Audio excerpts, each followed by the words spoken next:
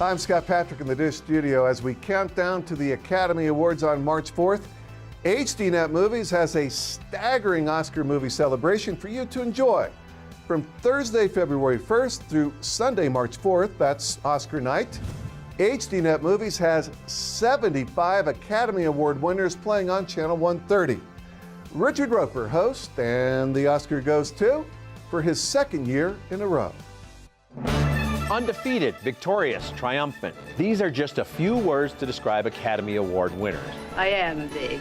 It's the pictures that got small. Only the best and the brightest receive this hugely coveted honor.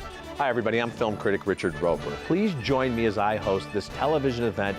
It's called And the Oscar Goes To, and it's only on HDNet Movies. We're unveiling 75 Academy Award winning films from February 1st through March 4th. That's right, nothing but Oscar winning movies. 24 hours a day, 7 days a week. But they'll never take our freedom! Now, you're a film buff like me, I know you are. You're gonna want to see this. No other network has ever rolled out an Oscar lineup of this magnitude. It's amazing. From best cinematography to best picture and everything in between, we will salute the best in Oscar history.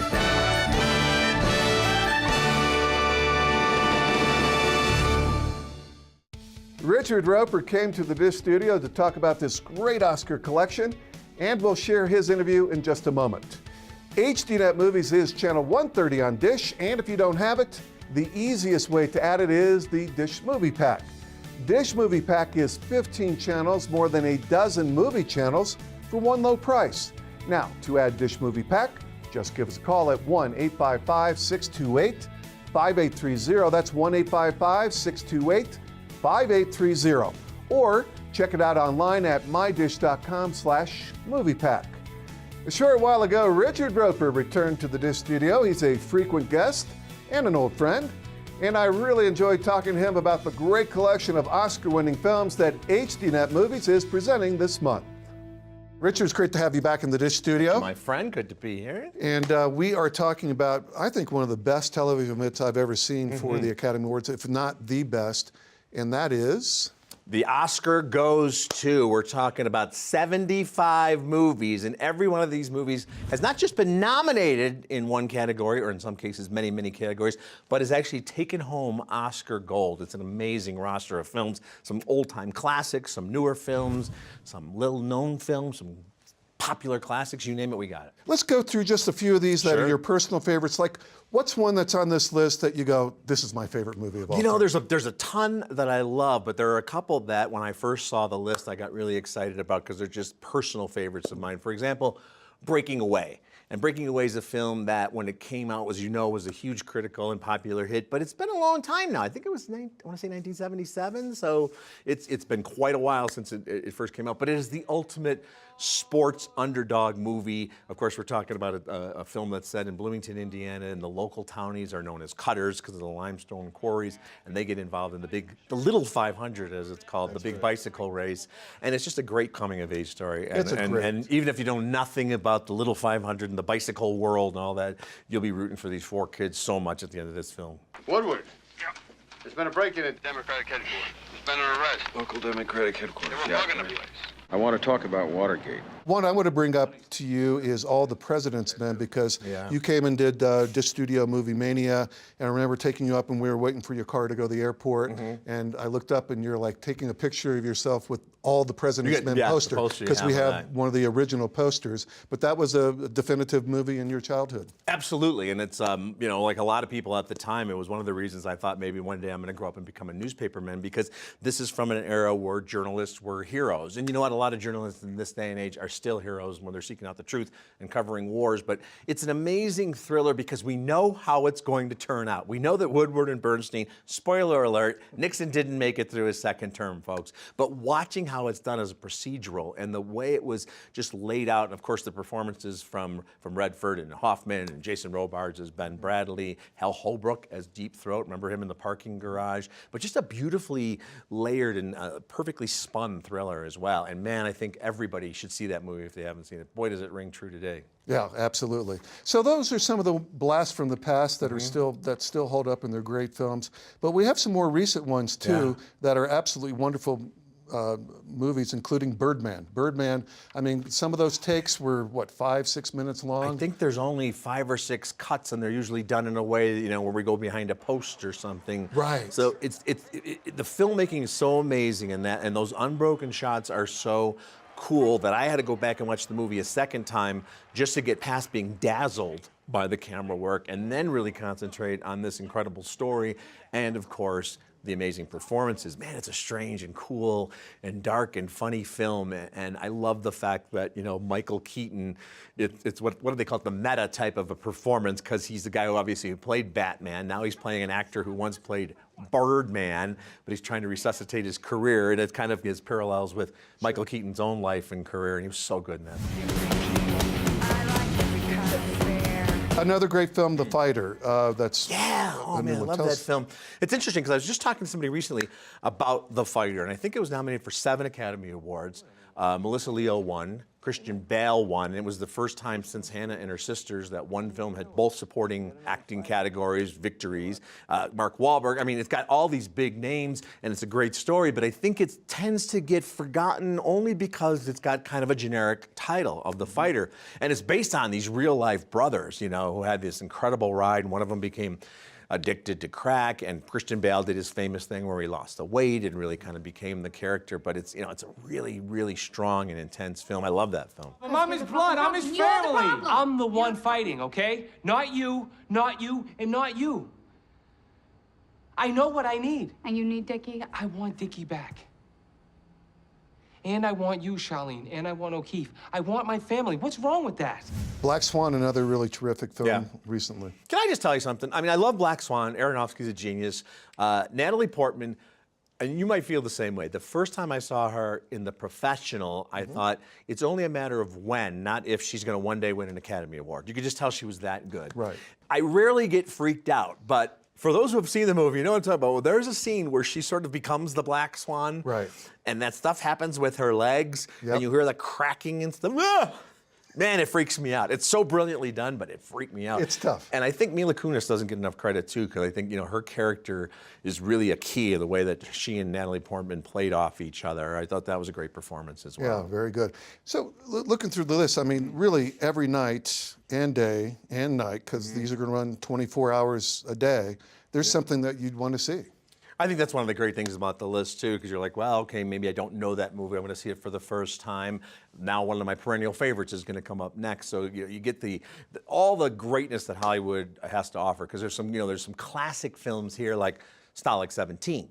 That was one of the first films, I think, that really tried to show not the horrors of prison camp life, but the cruel, mundane day-to-day living. And of course, there was a great mystery there. Who was the rat in the prison camp? And William Holden, of course, won the Academy Award. So you can watch a great classic like that, but then you move forward. And I gotta mention this one, All That Jazz.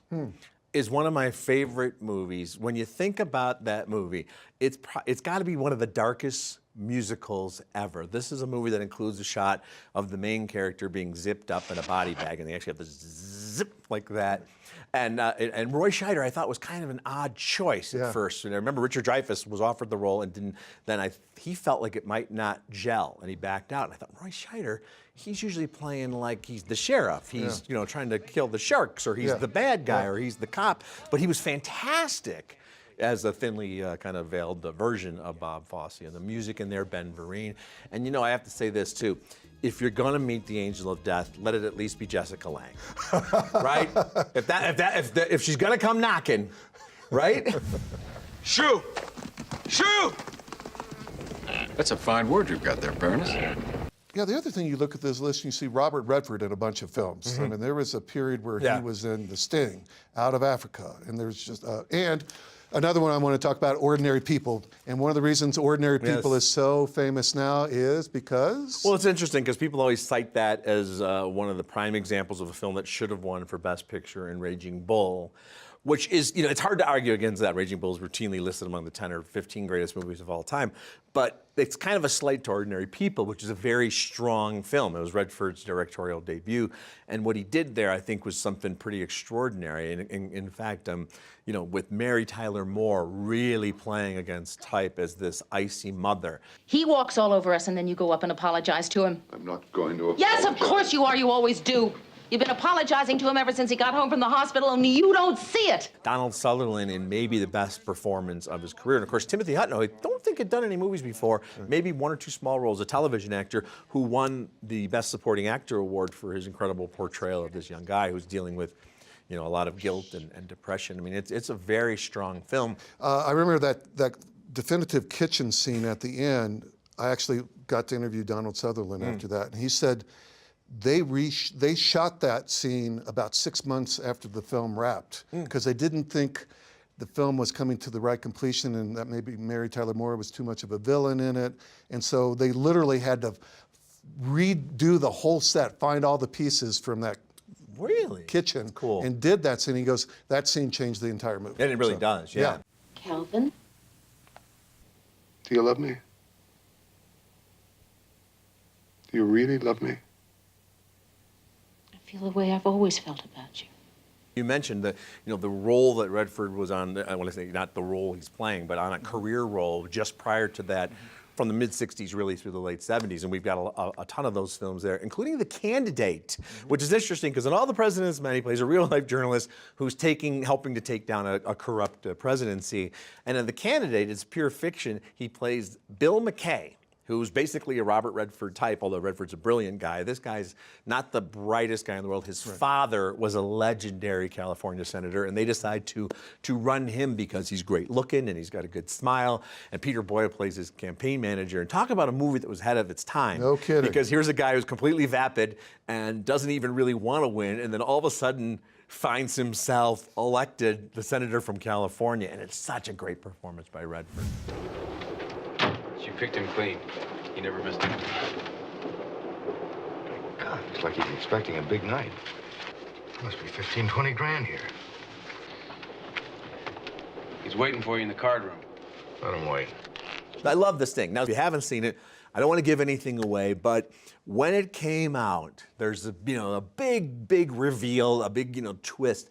And in that day and age, it was really cool because unless some jerk told you while you were waiting in line and they were walking out of the movie, people actually got to be surprised by that. And I remember seeing the movie as a kid and then coming back with my friends because I wanted to see everybody else reacting to the big moment. And of course, it's got a special place in my heart because a lot of it's set in Chicago, and it's got the famous poker scene on the train where they first set up the kind of the beginning of the sting. Such a great one. Tough luck, on hand. But that's what you get for playing with your head up your ass. I've never seen a list like this on television. Great reason to clear everything off your hopper and just record all these movies, and you'll be set for absolutely. a long time, and running from February 1st through March 4th, so it's a great way to prep for the Oscars, to go back and see. Because it's like when you see the actual Oscar telecast, and they'll show a little clip, or when they're doing the Career Achievement Award, and you'll see just a little scene from a movie, and you're like, oh, I want to see that whole movie. Ernest Borgnine as Marty, one of the great performances of all time. You can see the whole performance here, and that's the cool thing, too. Great. This will get you ready from February all the way to the Oscars in March. Absolutely. Cool. Thanks, Richard. My pleasure, as always, my friend. Hi, I'm film critic Richard Roeper, and I'm thrilled to be hosting the television event And the Oscar Goes To. 75 Oscar-winning films all on one channel. From February 1st through March 4th, HDNet Movies is proud to bring you an uninterrupted presentation of Oscar-winning films. No other network can boast an award-winning film collection of this caliber. Nothing but Oscar-winning movies, 24 hours a day, 7 days a week.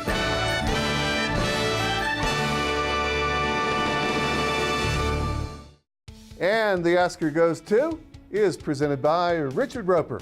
The perfect way to get ready for the Academy Awards from February 1st through Oscar night, March 4th. HDNet Movies is channel 130 on Dish, and if you don't have it, the easiest way to add it is through the Dish Movie Pack. Dish Movie Pack is 15 channels, more than a dozen movie channels for one low price. To add the Dish Movie Pack, just give us a call at 1-855-628-5830. That's 1-855-628-5830. Or check it out at mydish.com/moviepack. My thanks to Richard and everyone at HDNet Movies. Don't miss And the Oscar Goes To, February 1st through March 4th. That's only on HDNet Movies, channel 130. In the Dish studio, I'm Scott Patrick.